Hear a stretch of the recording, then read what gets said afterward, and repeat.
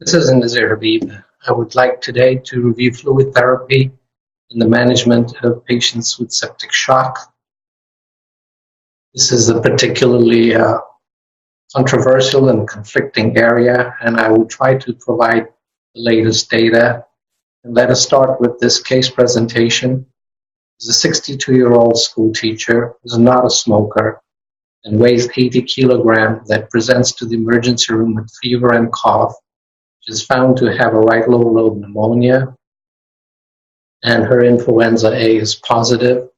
Upon presentation, her mean arterial pressure is 68 millimeters, and her lactic acid is elevated at 4.5 millimoles.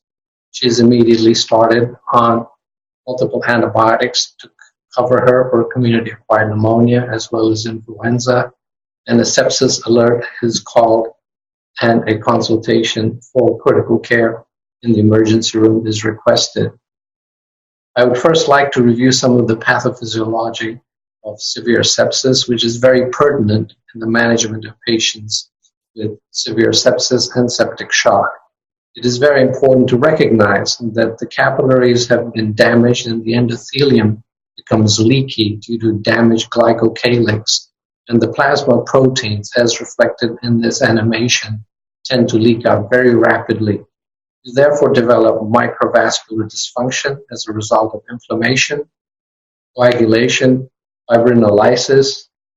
Then later on, you develop microvascular thrombosis and progressive capillary leak due to the endothelium damage, which then leads to organic organ dysfunction, resulting in global hypoxia, organ damage, lactic acidosis, and death. So let us first define what we mean by septic shock. Septic shock is defined as hypotension unresponsive to a fluid bolus, which is currently 30 mL per kilogram ideal body weight with either normal saline or Ringer's lactate or isotonic fluid. The other definition is hypoperfusion as defined by a lactic acid level greater than 4 millimoles. The first identification of either of the above is considered time zero for septic shock, and the expectation is to initiate the 6-hour sepsis bundle in the emergency room. The first thing we must do is obtain 2 blood cultures in the emergency room and obtain a baseline serum lactic acid, which then needs to be repeated at 3 hours. The patient should be initiated on vasopressor therapy if the mean arterial pressure remains below 65 millimeter after initial bolus has been started with saline or Ringer's lactate. Antibiotics must be started within 1 hour of recognition of septic shock. This is felt to be an aspirational goal by the surviving sepsis guidelines, since the mortality in septic shock increases by 8% for every hour of delay in antibiotics, as has been shown in multiple studies since 2006. The fluid therapy in critically ill patients is somewhat conflicting based on most recent data. In spite of the surviving sepsis guidelines in 2016, there has been some recent scientific evidence on fluid resuscitation, which remains remarkably weak and highly conflicting. So the first question we must ask ourselves, does the patient have severe sepsis or septic shock, as I have defined earlier? We must also look at the patient's age, their nutritional status, their serum albumin, their cardiac and pulmonary function, and evaluate the response to further fluids based on what we know today. We must also consider the risks of further aggressive fluid resuscitation, including capillary leak, pulmonary edema, increased edema of organs such as brain, renal, and bowel, and possibly associated increased mortality with excessive fluid administered in these patients. The recommendations for hemodynamic monitoring response to fluid have also been updated in the surviving sepsis guidelines, which I will review. The most important thing to recognize is that clearly when patients with septic shock or hypoperfusion are administered too little fluid, it results in tissue hypoxemia and organ failure, such as renal failure, and increased mortality. The optimum fluid is somewhat controversial and will vary from patient to patient. Certainly, administered too much fluid is associated with volume overload, worsening organ failure, increased ventilator days, and increased mortality. This was clearly demonstrated in this study in 2017 by Paul Merrick. What they showed is that in the first day, when fluids are given above 5 liters, mortality exceeds the predicted mortality. So the optimum fluid administered in patients with septic shock on the first day is somewhere in the neighborhood of 3 to 5 liters total, including maintenance fluids and medications. So one must observe and monitor the total fluid administered in the first 24 hours.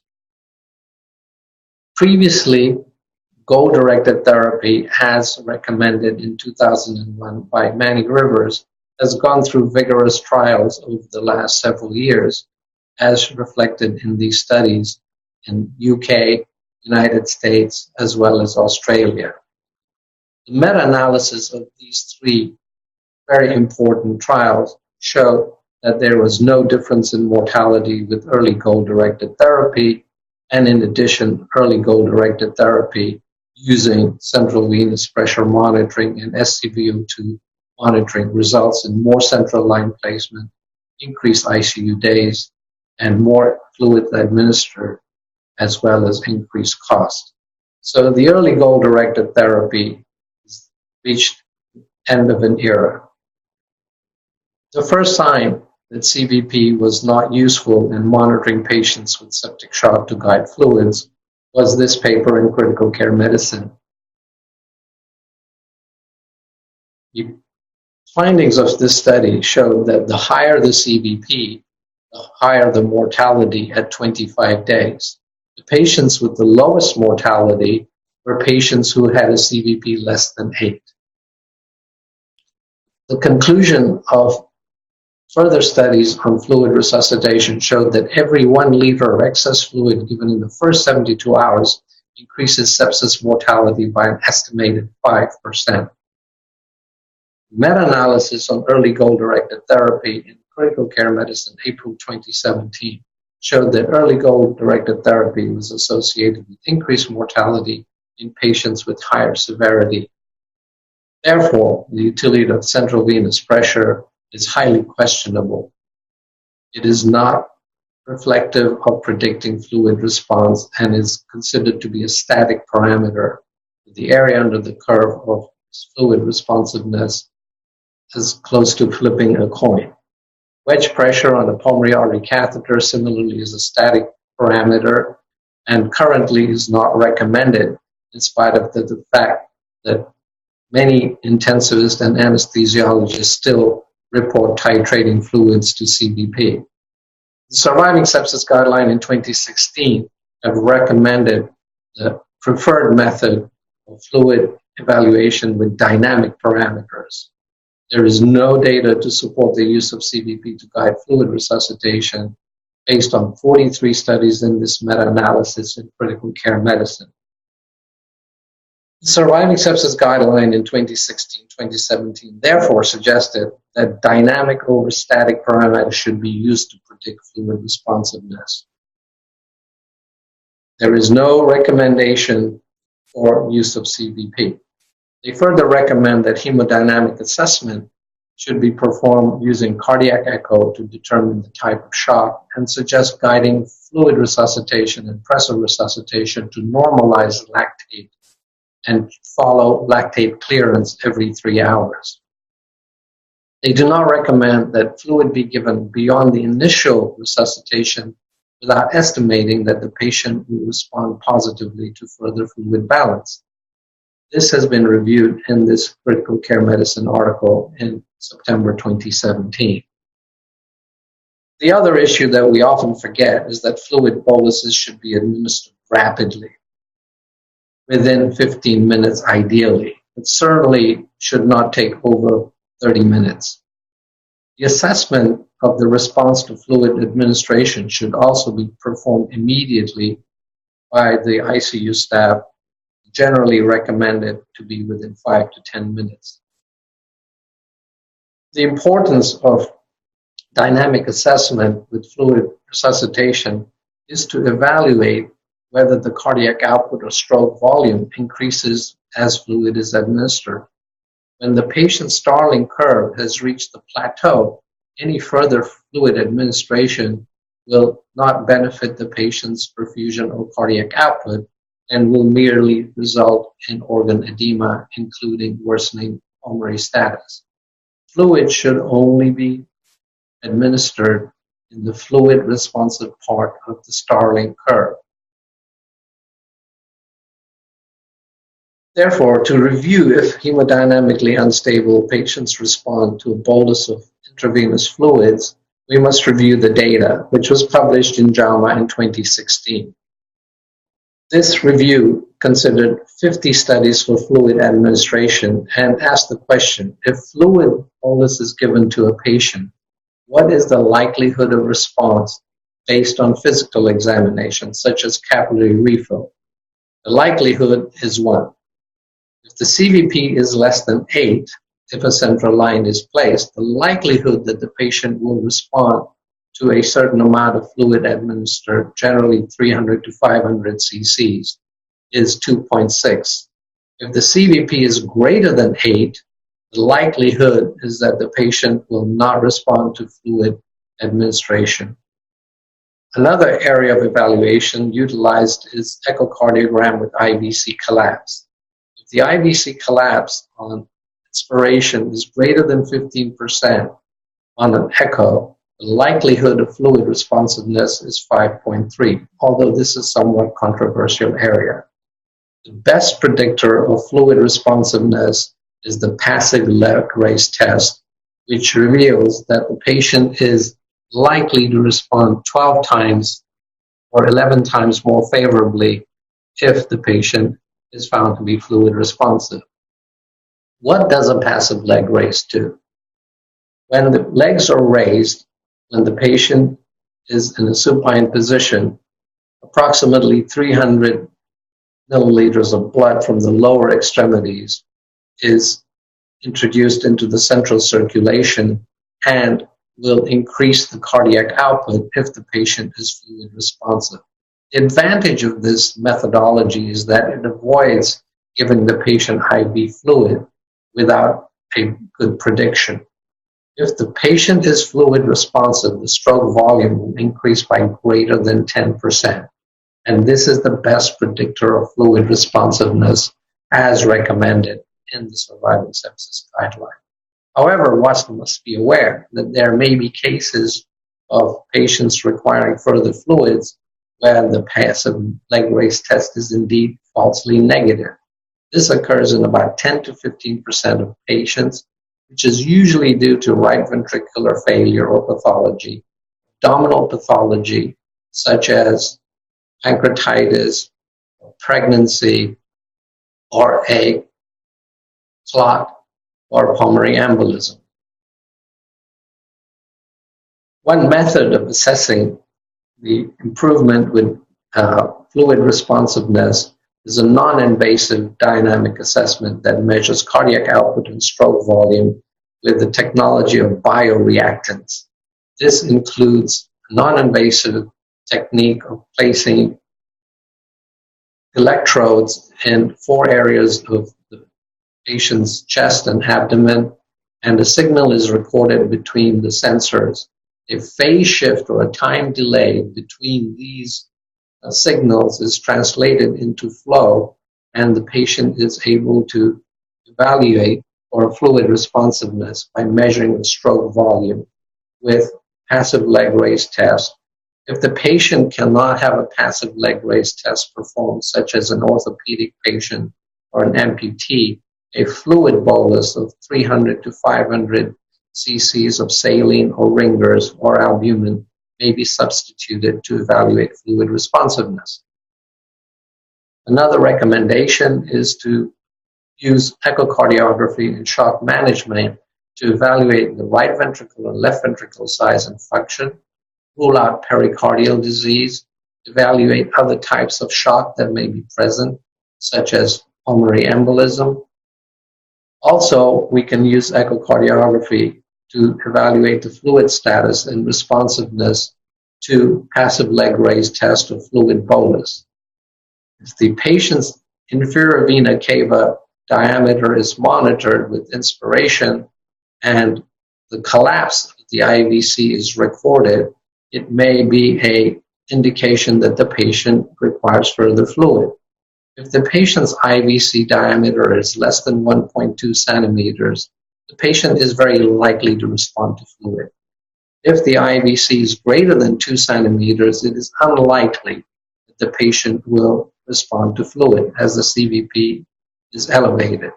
Collapse of greater than 50% of the diameter should lead to a trial of fluid if the diameter is 10 to 20 millimeters.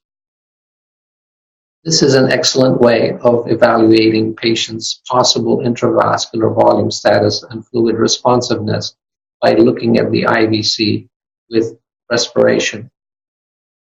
In this study, published in Critical Care Medicine 2017, when the IVC collapse was greater than 48%, fluid responsiveness was predicted with a sensitivity of 84% and a specificity of 90%.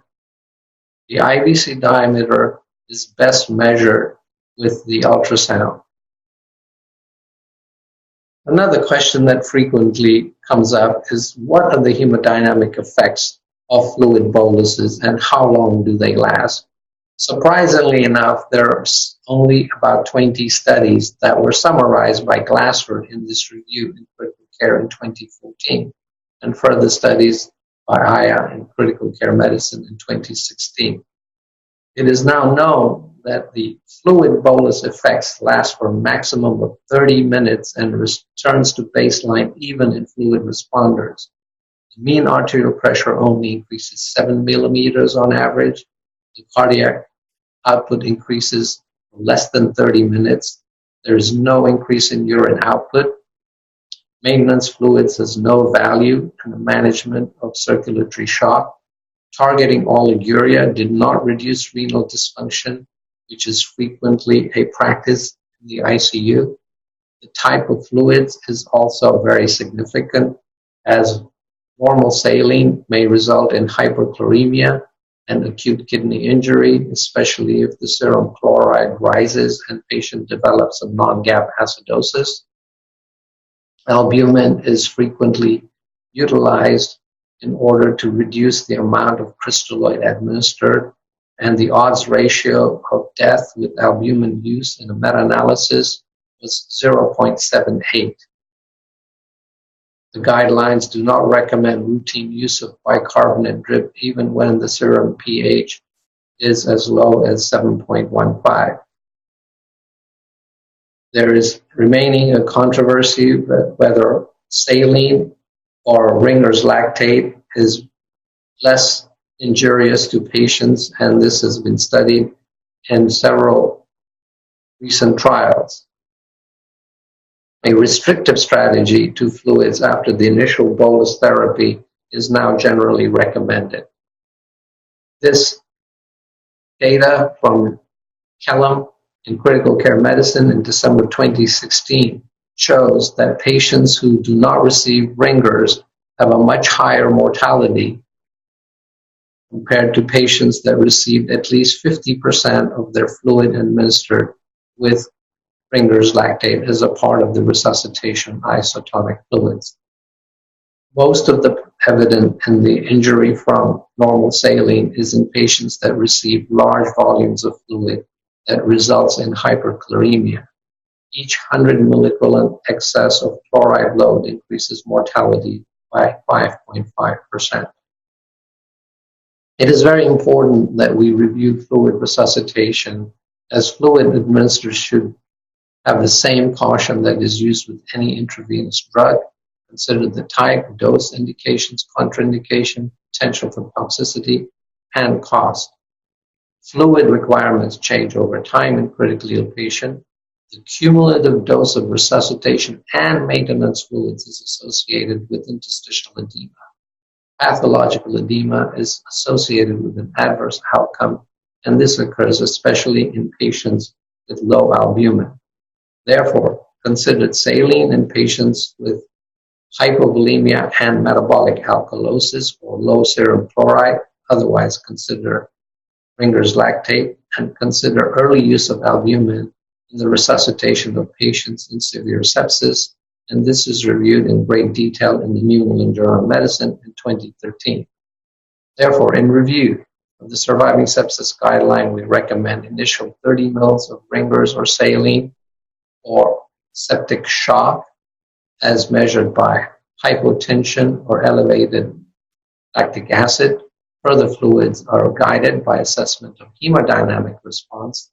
Dynamic parameters over static parameters should be utilized.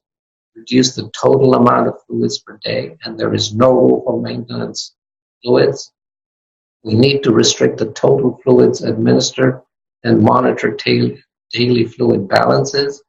Utilize albumin and vasopressors early in order to reduce the total amount of crystalloids utilized, and consider de-resuscitation strategy, which is to recruit tissue edema when the patient is hemodynamically stable.